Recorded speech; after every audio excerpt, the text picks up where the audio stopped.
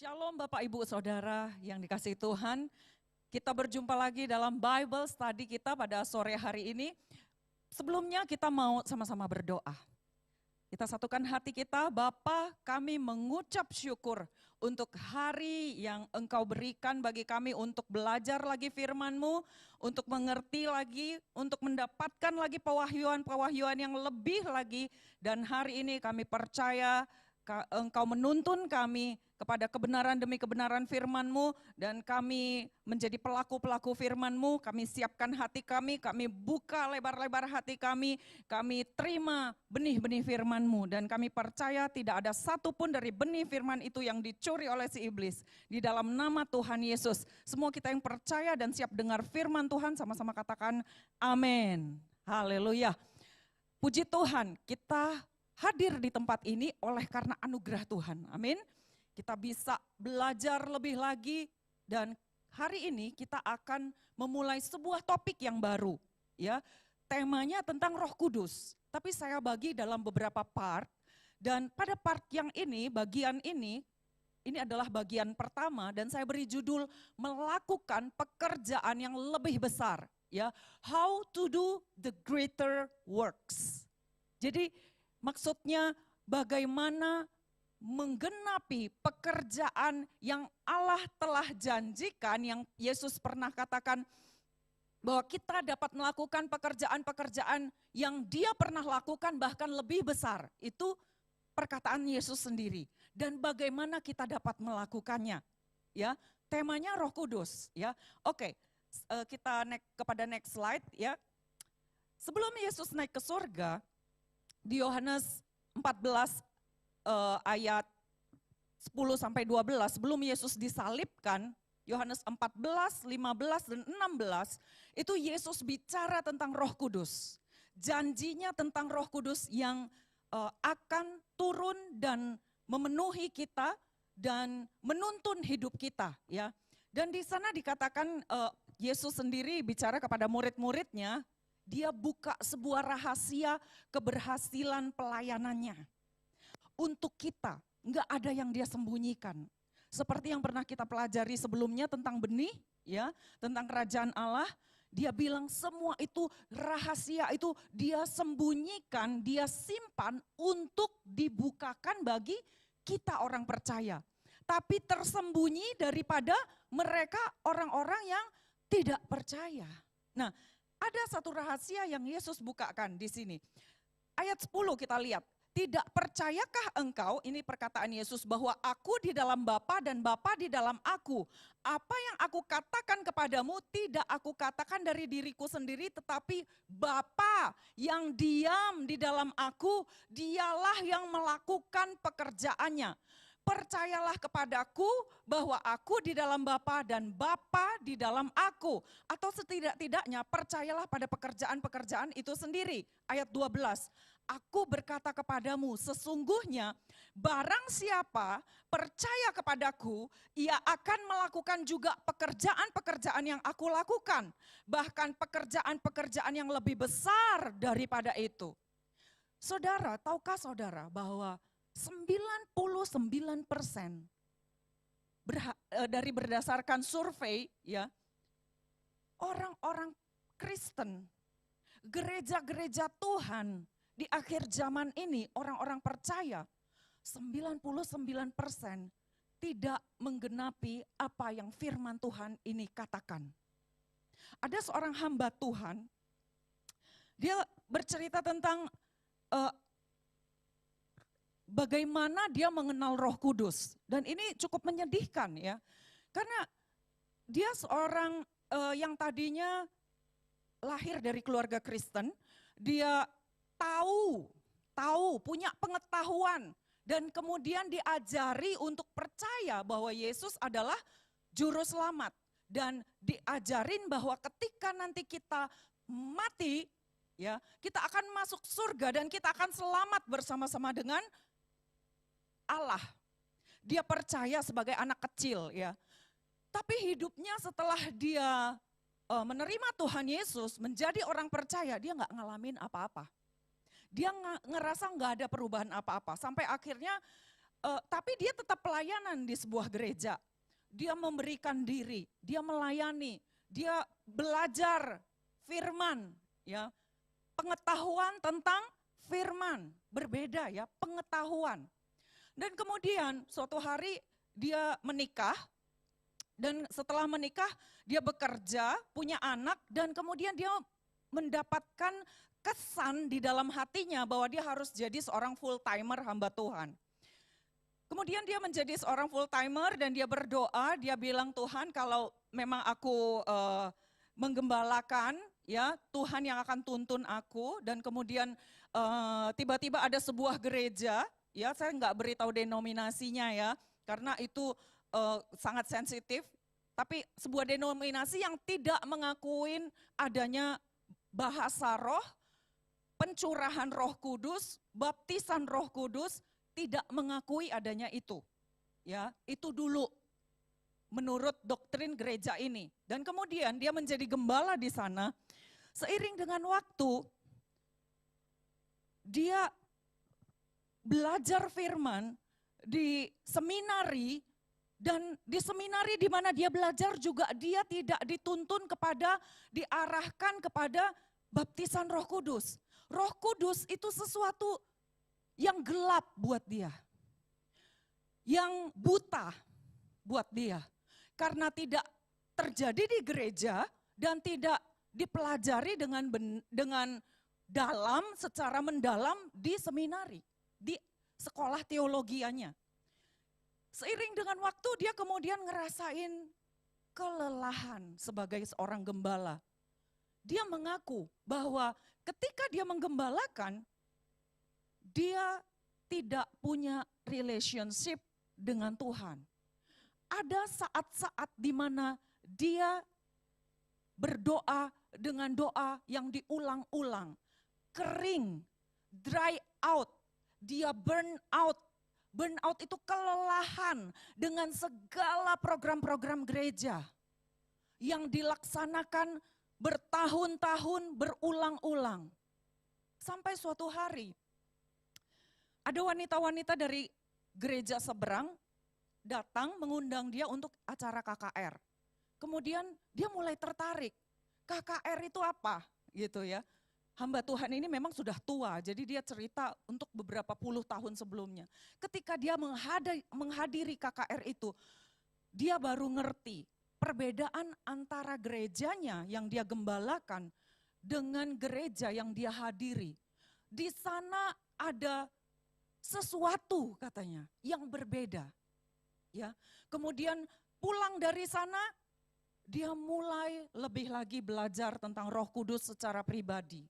Dan kemudian akhirnya dia kenal Roh Kudus, dia tahu Roh Kudus dan dia sadar bahwa ternyata denominasi gereja di mana dia menggembalakan tidak mengizinkan adanya pengajaran tentang Roh Kudus yang lebih dalam lagi. Dan akhirnya dia dituntun Tuhan, pindah menggembalakan, dan kebetulan dia juga diminta untuk menggembalakan di sebuah gereja yang percaya akan pekerjaan Roh Kudus.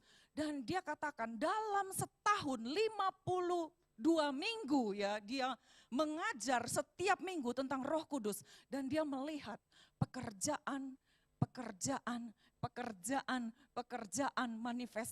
manifestasi, pewujud nyataan firman Tuhan ini. Ya, kita tahu di Markus 16, slide selanjutnya, ayat 17 sampai 20. Yesus katakan begini.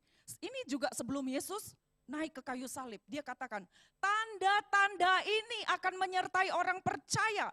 Mereka akan mengusir setan demi namaku. Mereka akan berbicara dalam bahasa-bahasa yang baru bagi mereka. Mereka akan memegang ular, dan sekalipun mereka minum racun maut, mereka tidak akan mendapat celaka. Mereka akan meletakkan tangannya atas orang sakit dan orang itu sembuh. Sesudah Tuhan Yesus berbicara demikian kepada mereka, terangkatlah dia ke sorga, lalu duduk di sebelah kanan Allah. Mereka pun pergilah memberitakan Injil. Maaf, ini tentang pesan-pesan Yesus sebelum dia naik ke sorga ya, bukan sebelum naik ke salib ya. Maka pergilah Murid-murid itu memberitakan Injil ke segala penjuru. Dan Tuhan turut bekerja meneguhkan firman itu dengan tanda-tanda yang menyertainya.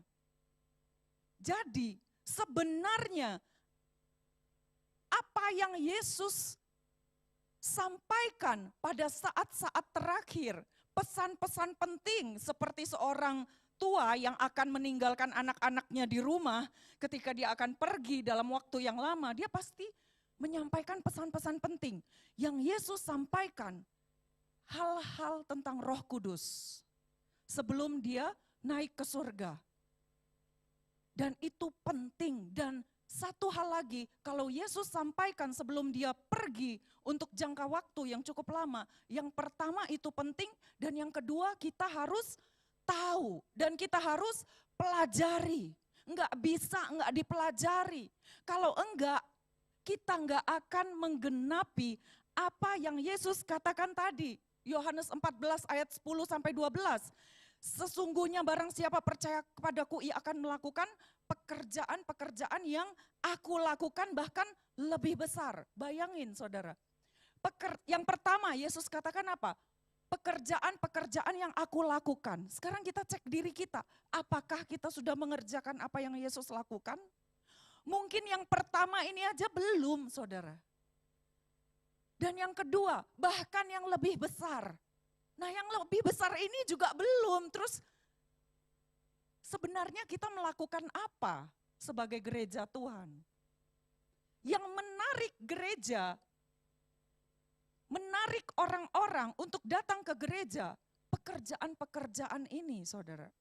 Perbuatan-perbuatan ini, tanda-tanda mujizat ini, daya tarik kita sebagai gereja Tuhan, ini terletak di sini. Makanya Yesus sampaikan sebelum dia naik ke surga. Ini rahasia, ini kunci. Dan Yesus kasih tahu caranya apa? Bapa di dalam aku, dialah yang melakukan pekerjaan. Maaf, kita bisa kembali ke slide sebelumnya. Karena slide berdua ini memang harus selalu berhubungan ya. Ayat 10 kita lihat rahasianya ini Yesus katakan. Bapa Allah di dalam aku dan dialah yang melakukan pekerjaannya. Dan aku di dalam Bapa dan Bapa di dalam aku. Barang siapa percaya kepadaku, sama seperti Yesus percaya kepada Bapa di dalam dia. Nah ini yang seringkali menjadi masalah. Kita enggak menyadari bahwa Allah ada di dalam kita. Roh Allah ada di dalam kita. Kita mengabaikan hal itu. Masa sih tampang begini ada roh Allah? Masa bentuk kayak gini? Kita membenci diri kita sendiri, tapi kita enggak menyadari bahwa ada Allah di dalam kita. Dan itu yang seringkali menghambat kita untuk dapat melakukan pekerjaan-pekerjaan yang Yesus pernah lakukan, bahkan lebih besar. Itu yang menghambat kita. Kita cek ya, di slide keempat bisa kita lihat lagi. Jadi masalahnya adalah yang pertama, adanya ketidakpedulian dari orang-orang Kristen, dari gereja Tuhan. Gereja Tuhan artinya eklesia, artinya dipanggil keluar dari dunia. Jadi kita nggak boleh sama dengan dunia. Tapi kenyataannya gereja Tuhan hari-hari ini hampir nggak ada bedanya. Orang-orang percaya hampir nggak ada bedanya dengan dunia. Yang salah di mana? Yang pertama karena apa? Ketidakpedulian kita. Udahlah jadi Kristen yang biasa-biasa aja, mediocre. Jangan yang dahsyat-dahsyat gitulah, yang bikin-bikin mujizat. Malu, ketidakpedulian kita tentang siapa diri kita. Karena kita sendiri nggak percaya tentang identitas kita sebenarnya, tentang siapa di dalam kita. Kita malu menampilkan Kristus, kita malu menjadi seorang yang sudah berbeda dari dunia ini. Kita bukan gereja lagi kalau gitu, karena eklesia itu dipanggil keluar dari dunia, artinya berbeda dari dunia, enggak sama, harusnya begitu. Yang kedua, salah informasi. Ya, jadi kadang-kadang kita buka pengajaran-pengajaran, berbagai pengajaran ada banyak sekali. Dan kemudian pemahaman kita, oh iya berarti Roh Kudus itu memang dulu. Sekarang udah gak ada, gak perlu manifestasi Roh Kudus. Yang ketiga, doktrin dari berbagai denominasi berbeda. Kamu di mana? Oh aku di karismatik, oh iya berarti itu Roh Kudus ada. Kamu di mana? Pentakosta, ada Roh Kudus. Kamu di mana? Di gereja tradisional atau baptis? Oh enggak, kita enggak percaya Roh Kudus. Itu dianggap sebagai doktrin masing-masing gereja. Sebenarnya bagaimana sih? Yang benarnya yang mana? Ya kan, bingung kan? Kadang kita datang ke gereja satu, wah ini enak ibadahnya, enak khotbahnya. Pulang, terus pergi ke gereja lain, bingung saudara. Karena kita juga jalan-jalan gerejanya, nggak punya gereja lokal, itu lebih parah lagi. Tambah bingung, lah katanya kemarin Roh Kudus itu udah sampai waktu Kisah Para Rasul aja. Lah kenapa di sini diajarin Roh Kudus lagi? Aduh, aku kok dengar bahasa roh itu kok syak ya, kok nggak seneng ya. Pindah. Taunya orang bilang, oh di sana bagus khotbahnya, pindah lagi, bingung saudara. Firman Tuhan bilang apa? Kita terombang-ambing dan kita tidak mendapatkan apa-apa. Solusinya apa? Lihat yang nomor 4. Back to the Bible. Kembali kepada firman Tuhan. Alkitab bilang apa tentang baptisan Roh Kudus? Itu solusi jawaban. Gereja dengan berbagai denominasinya bisa dengan berbagai doktrin masing-masing, pemahaman. Tapi kita harus kembali kepada apa yang dikatakan oleh firman Allah, Alkitab. Kita harus kembali ke sana. Bisa next slide? Yohanes 3 ayat 1 sampai 6. Ini Yesus sendiri yang ngomong tentang baptisan. Baik itu baptisan air maupun baptisan roh, ini perkataan Yesus sendiri. Ya, yang Yesus maksudkan adalah gini, kamu melakukan apa yang aku kerjakan dan lebih daripada apa yang pernah aku kerjakan. Kembali tadi ke kitab Yohanes yang di awal tadi ya, rahasia yang Yesus sampaikan ya, di slide yang tadi pertama itu Yohanes 14. Kuncinya adalah apa? Inner change. Makanya dia cerita, aku enggak melakukannya. Bapa di dalam aku yang melakukannya. Gitu. Harus terjadi pembaharuan di dalam sini. Kelahiran yang baru. Inner change. Lebih dulu, itu step yang pertama. Kalau kamu mau masuk di dalam rahasia tentang kesuksesan pelayanan Yesus. Ini penting saudara, rahasia keberhasilan pelayanan Yesus. Kalau kita nggak pegang ini, percuma kita jadi murid Tuhan saudara. Kita jadi orang kebanyakan nggak beda dengan dunia ini. Yang membedakan kita adalah pekerjaan-pekerjaan Allah di dalam kita. Itu yang harus dimanifestasikan saudara. Itu yang membuat kita berbeda. Ya, jadi kembali lagi kepada slide ke-6 ya. Tadi ke-5 tentang inner change. Kita baca Yohanes 3 ayat 1 sampai 12 ya. Karena ini Yesus sendiri yang bicara. Jadi bukan doktrin sebuah denominasi gereja, tetapi ini adalah doktrin Yesus untuk semua orang percaya. Doktrin Yesus untuk setiap gereja Tuhan, eklesia yang dipanggil keluar. Kita baca sama-sama. Ayat 1, adalah seorang Farisi bernama Nikodemus, seorang pemimpin agama Yahudi. Artinya Farisi, dia seorang yang meneliti kitab suci dengan detil, sangat teliti. Ayat kedua, ia datang pada waktu malam. Kenapa pada waktu malam? Supaya jangan dilihat orang. Dia datang kepada Yesus karena dia mau belajar. Dia terpesona dan terkagum dengan pengajarannya Yesus. Ya, kita tahu kenapa sampai seorang Farisi, ahli dalam hal kitab suci, terpesona dengan Yesus.